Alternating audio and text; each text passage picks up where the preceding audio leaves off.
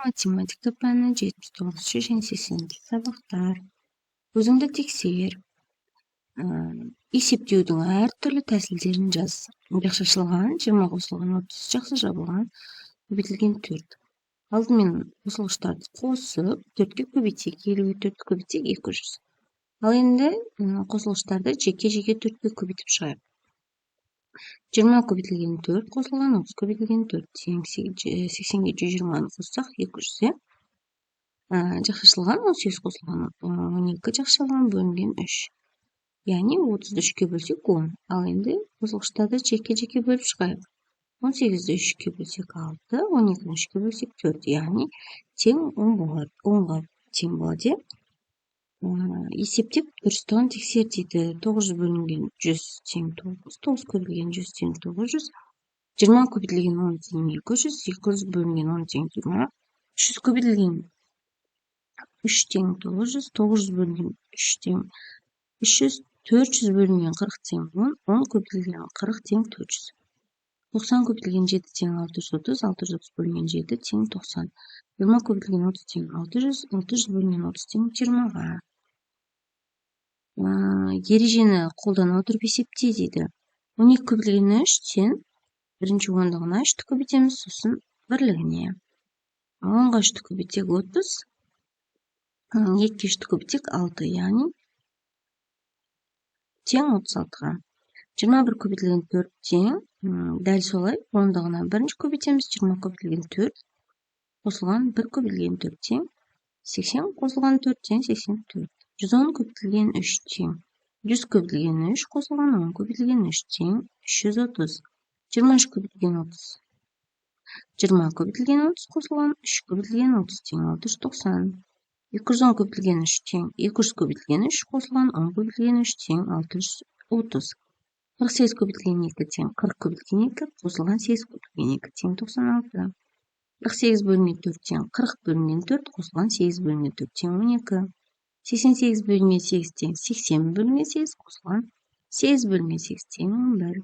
880 бөлінген 2 тең. Алдымен 100-дігіне бөлеміз, 800-ді 2-ке бөлеміз 400, сосын 10-дағы 80-ді 2-ке бөлеміз 40. 440. 960 бөлінген 30 тең, 900-ді 30-ға бөлсек 30, 60-ды 30-ға бөлсек 2, яғни 32-ке тең болады екен балалар. Әр өрнекті есептеудің тиімді тәсілін тап және жаз дейді. Жақшашылған 8 қосылған 2, жақшашылған көбейтілген 12 тең 120. 20 қосылған 30 жақшаның ішінде бөлінген 5 тең 10.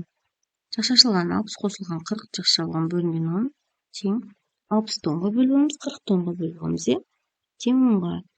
Жақшашылған 27 қосылған 12 жақшашылған бөлінген 3 тең 27-ні 3-ке бөлеміз 9, 12-ні 3-ке бөлеміз 4 тең 13-ке.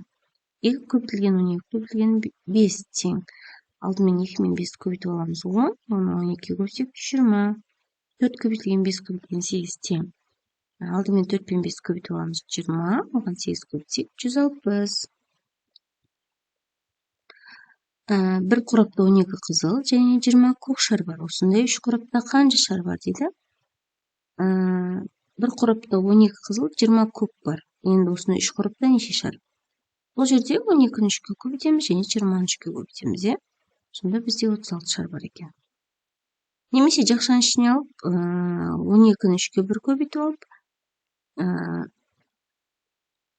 12-ге 20-ны қоссақ 32, оған 3-ті көбейтсек 96. Яғни 3 қорапта 96 шар бар. Енді балалар бүйтеді. Екі тәсіл салыстыр, тиімдісі қайсысы? Тиімдісі бізде мынаусы. 12-ге 20-ны қосып аламыз 32, оған 3-ті көбейтеміз 96. Қателерді тап және түзет дейді. 220 көбейтілген 4 тең 880, 4 көбейтілген 12 тең 48, 40 көбейтілген 12 тең 480, 660 бөлінген 3 тең 220, 840 бөлінген 20 тең 42, 55 бөлінген 5 тең 11, 770 бөлінген 7 тең 110, 880 бөлінген 40 тең 22, 110 бөлінген 10 тең 11.